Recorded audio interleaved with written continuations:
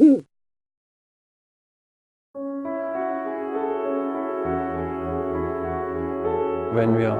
always presents a special challenge when we develop a new kind of car for the Porsche brand, precisely because we haven't been in the segment before. And the question of whether it matches the Porsche brand always looms in the background. The Panamera has one body style today, the body style of a four-door coupe. We were intrigued by the idea of developing another version for Porsche, in other words, to design a version of a sporty Panamera, a sports station wagon. I wouldn't actually call it a station wagon. We still have to find a good name for it. But once again, it is a perfect combination of functionality and an exterior that's still highly emotional and very sporty. The proportions are the crucial beginning of every project, and we worked many months on them before presenting them to the board. We found the most powerful design motif, which we further elaborated on now.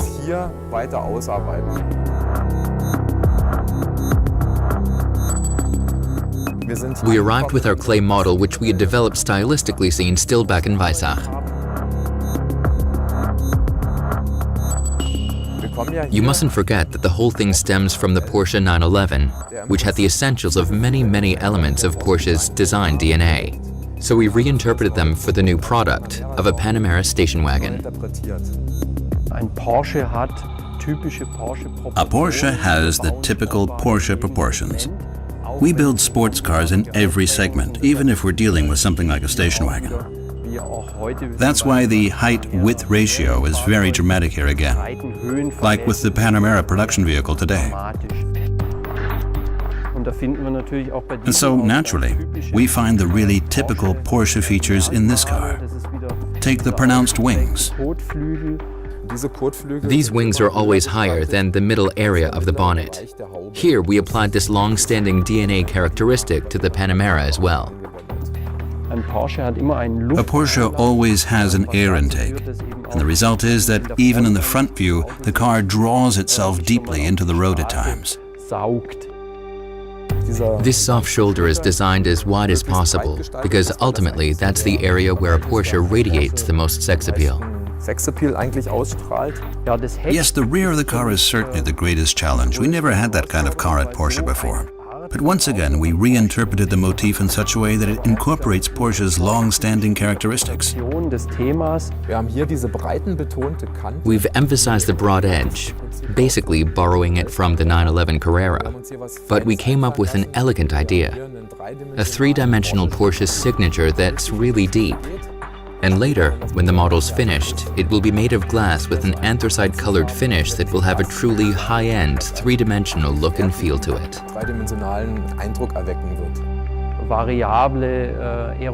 Variable aerodynamics is definitely a topic playing a major role for us. Because, after all, these are quite powerful vehicles in need of downthrust and variable spoiler geometry. Actually, for such a vehicle, for this type of station wagon, something like this has never been done before. We use such a show car for all these topics, so we can seize on certain issues, and also to test people's reactions to them a bit.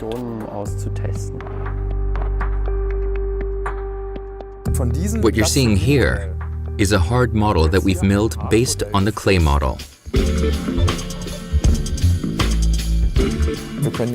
With the hard model, we can file the lines far more precisely and optimize the forms.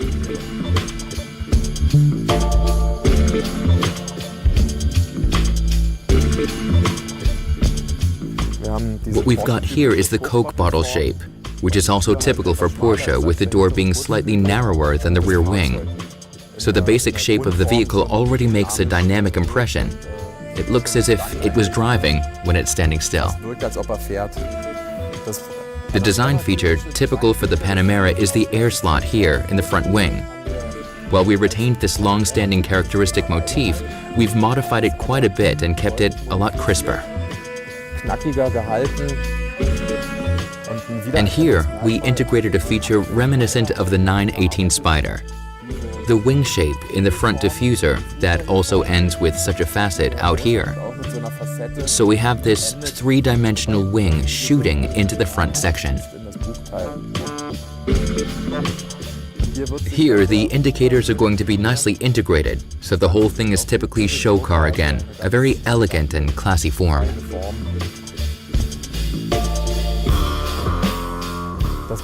The width of the front section is emphasized, basically picking up the design motif of the Panamera, with the main headlights arranged horizontally.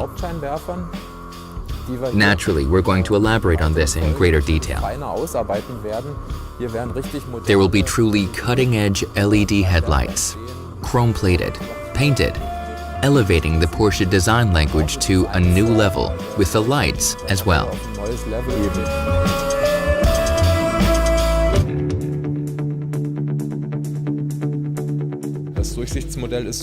The see-through model is symmetrical. Above, the greenhouse, that's the driver's cab, it's now really see-through. Here is the first shot of the interior. This is where we can put the initial elements of the cockpit, and also a presentation of the headrests in order to let the viewers get an idea even now in the intermediate phase. The vehicle is really see-through.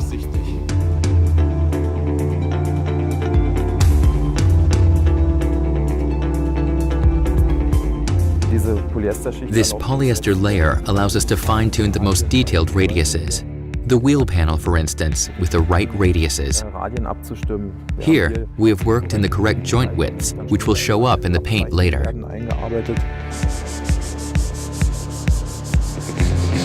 We gave this air intake a greater depth now in comparison to the last time, so we can integrate a grille element.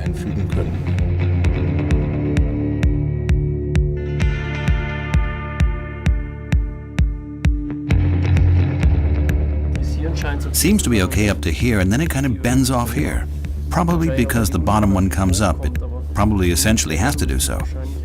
I think it's all right in the clay model. Okay.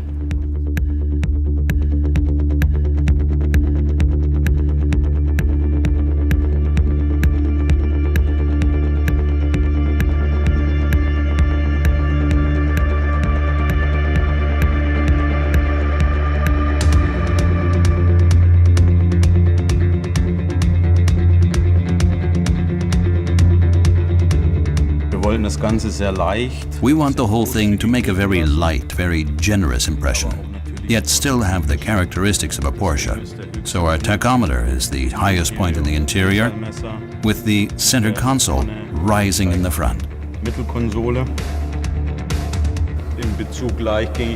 In terms of ease of movement, we opted for a sensor button door opener. Here we are in the automotive workshop where we'll build the real final show car.